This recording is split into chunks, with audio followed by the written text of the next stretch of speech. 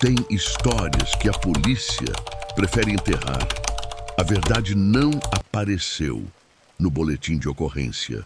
Sabe, eu rodo de carro há quase 6 anos aqui na região de Lagoa da Prata. E se tem uma coisa que aprendi é a não dar bola para a história de assombração.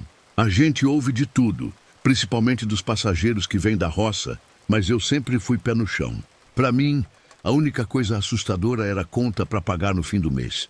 Por isso, quando pintou aquela chamada na tela do celular, quase 3 da manhã de uma terça-feira, eu aceitei sem pensar 2 vezes. O valor era bom, a corrida era longa, até uma tal de Chácara das Paineiras. O cansaço pesava, meus olhos ardiam, mas dinheiro é dinheiro.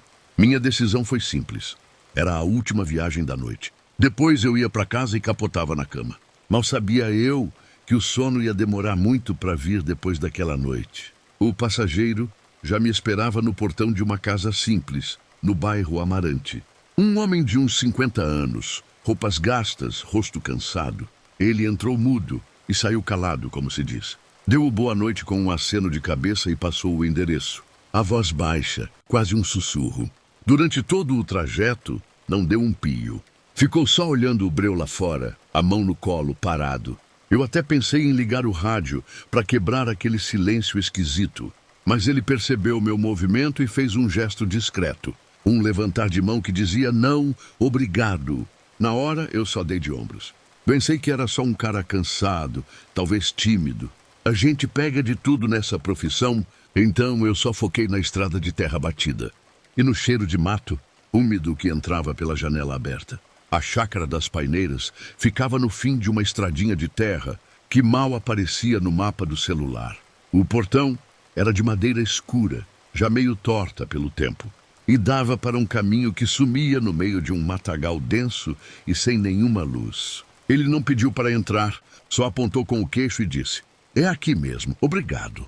O valor da corrida ele me pagou em dinheiro vivo, tirando um bolo de notas do bolso. Eram cédulas velhas, amassadas, daquelas que parecem que ficaram guardadas numa gaveta por anos. Eu nem conferi direito, só guardei no console e esperei ele descer. Ele não bateu a porta, só encostou com um cuidado que eu achei estranho e se virou, caminhando direto para o breu absoluto do portão adentro, sem nem olhar para trás. Eu só queria ir embora, então engatei a ré e saí dali o mais rápido que pude, deixando aquele silêncio para trás. Eu já estava quase chegando na MG 050 de novo, pensando no café quente que ia passar antes de chegar em casa, quando precisei frear um pouco, mais forte para desviar de uma capivara que cruzou a estrada. Foi nessa hora que ouvi um barulho seco no banco de trás, um plec. Olhei pelo retrovisor e não vi nada. Encostei o carro, acendi a luz interna e fui olhar. Caída no tapete, quase embaixo do banco do passageiro, estava uma carteira. Uma carteira de couro marrom toda sovada, com as beiradas gastas de tanto uso. Na hora, a única coisa que senti foi raiva. Era só o que me faltava, ter que voltar aquele caminho todo de madrugada.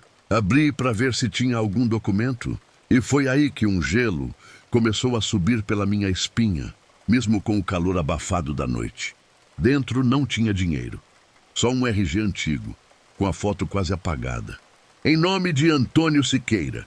A foto 3x4 era de um homem mais jovem, mas sem dúvida era ele o meu passageiro. O que me deu o calafrio de verdade não foi o documento, mas a única outra coisa que estava ali, no compartimento principal, era uma fotografia, amarelada e com as bordas dobradas pelo tempo. Nela, uma menina de uns 6, 7 anos sorria para a câmera. Tinha cabelos escuros, cacheados e uns olhos grandes e muito sérios. Um sorriso bonito, mas com uma melancolia que não parecia de criança. Fiquei encarando aquela foto por um tempo, tentando entender. A imagem parecia muito mais antiga que o próprio homem que eu tinha acabado de deixar. Era como segurar um pedaço de um tempo que já não existia mais. Meu primeiro impulso foi ligar o carro e voltar. Mas olhei no relógio. Quase 4 da manhã. O cansaço me venceu. Eu estava exausto, a cabeça doendo, e a ideia de voltar para aquela estradinha isolada, no meio do nada, me deu um péssimo pressentimento. Amanhã eu resolvo isso, pensei. Ele não vai morrer por uma noite sem a carteira. Guardei o objeto no porta-luvas. Tranquei bem o carro e subi para o meu apartamento, decidido a esquecer o assunto. Deitei na cama, mas o sono custou a chegar.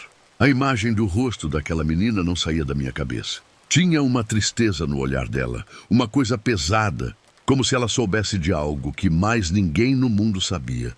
Acordei com a luz do sol na cara, mas o cansaço parecia pior do que quando deitei.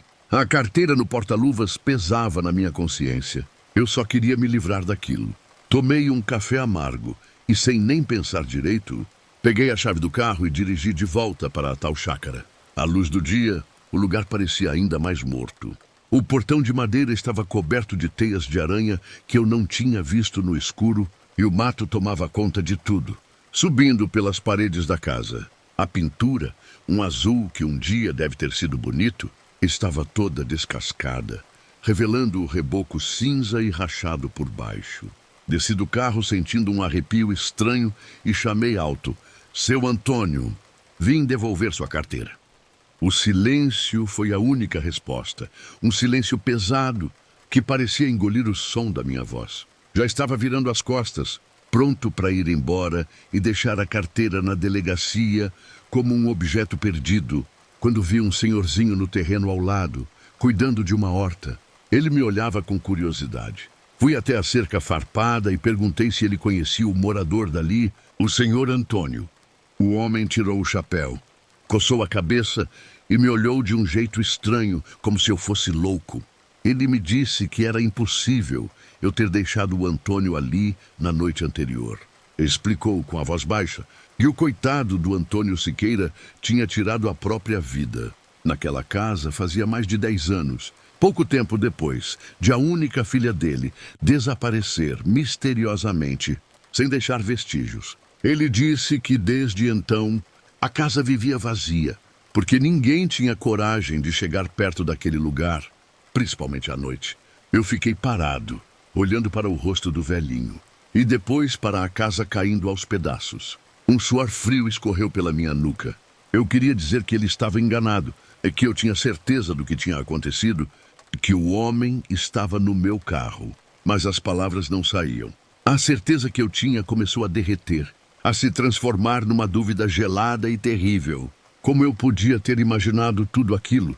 O homem, o pagamento, a carteira no meu porta-luvas. Era tudo real demais para ser um sonho. O vizinho pareceu perceber meu estado de choque e apenas balançou a cabeça lentamente, um olhar de pena no rosto, antes de voltar a cuidar da sua horta. Como se aquele tipo de conversa fosse normal por ali. Eu voltei para o meu carro sem dizer mais uma palavra, sentindo o peso de cada passo, como se estivesse andando no fundo de um rio.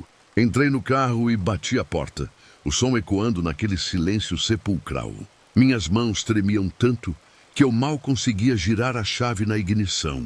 Liguei o carro e saí dali cantando pneu na estrada de terra sem olhar para trás, com uma vontade louca de me afastar daquela chácara o mais rápido possível. Para tentar abafar meus pensamentos, liguei o rádio no volume máximo. Caiu numa estação de notícias local. O locutor falando com aquela voz séria de quem anuncia desgraça. E foi aí que o mundo pareceu parar. Ele começou a falar sobre um corpo encontrado mais cedo, naquela mesma manhã, boiando nas águas da Lagoa da Prata. A polícia ainda não tinha a identificação, mas era o corpo de uma menina de aproximadamente 7 anos, com cabelos escuros e cacheados, encontrada com um vestidinho azul. O ar fugiu dos meus pulmões. Pisei no freio com tanta força que o carro cantou pneu e parou no acostamento, o motor morrendo no processo. O locutor continuou a dar os detalhes, mas a voz dele parecia distante, abafada, como se viesse de debaixo d'água. Meu corpo todo tremia, minhas mãos suavam. Com um movimento brusco, abri o porta-luvas e arranquei a carteira de couro lá de dentro. Meus dedos desajeitados mal conseguiam abrir o compartimento. Quando finalmente consegui, a foto da menina sorridente estava lá me encarando. Os mesmos cabelos cacheados, os mesmos olhos grandes e sérios. Não era uma coincidência. Não podia ser. Era ela, a menina do rádio, a filha do meu passageiro fantasma. Era a mesma garota. Eu liguei o carro e dirigi como um louco, sem rumo, só querendo que o motor abafasse o turbilhão na minha cabeça. A história do vizinho, o pagamento em notas velhas, o jeito que o homem sumiu no escuro. Tudo se encaixava de uma forma que a lógica não conseguia alcançar. Aquele homem, o Antônio, não tinha me chamado para uma simples corrida.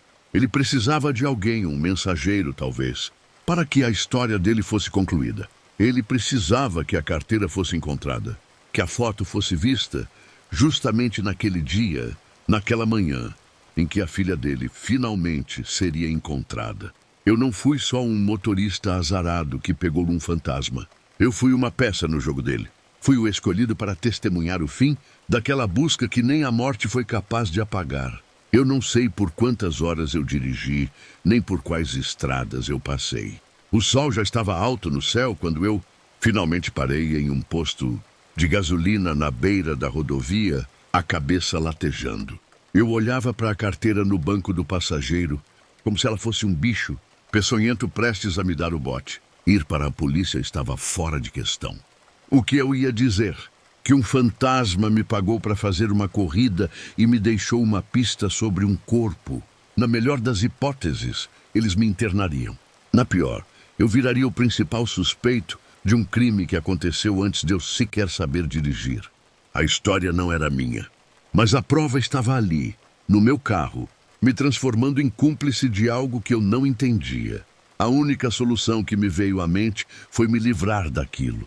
Eu não podia queimar, não podia jogar fora. Parecia errado. Como se eu estivesse desrespeitando o sofrimento daquele pai e daquela menina. Então, eu fiz a única coisa que me pareceu certa. Dirigi até a ponte que cruza o Rio São Francisco, parei o carro no acostamento e, com o coração na boca, joguei a carteira na água. Observei o objeto de couro marrom flutuar por um instante, antes de ser engolido pela correnteza e desaparecer para sempre. Não senti alívio. Senti um vazio, como se ao jogar a carteira fora, eu tivesse aceitado um pacto silencioso. A história agora era minha para carregar. Um segredo que eu jamais poderia compartilhar com ninguém. Desde aquele dia, eu nunca mais fui o mesmo. Eu continuei a trabalhar como motorista porque as contas não param de chegar, mas algo em mim se quebrou. Eu evito ao máximo pegar corridas de madrugada e recuso qualquer viagem para áreas rurais ou lugares que eu não conheço bem.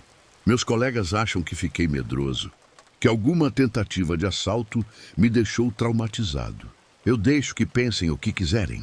Como eu poderia explicar que não tenho medo dos vivos, mas sim dos mortos que ainda têm assuntos a resolver?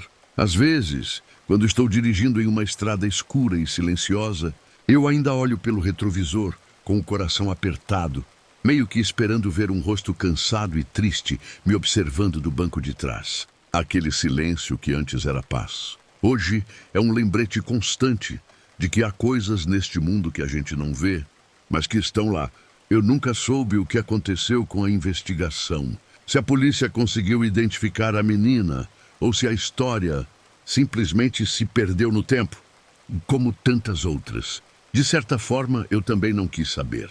Carregar essa memória já é um fardo pesado demais. Eu sei que muita gente vai ouvir isso e pensar que é só mais uma história de pescador, ou melhor, de motorista. Eu mesmo pensaria isso 6 anos atrás. Mas hoje eu sei que a realidade é muito mais frágil do que a gente imagina. E é por isso que estou contando isso para vocês. Se você já passou por algo que não consegue explicar, algo que te fez questionar tudo, compartilhe sua história. Às vezes, a única coisa que nos resta é saber que não estamos sozinhos com nossos fantasmas.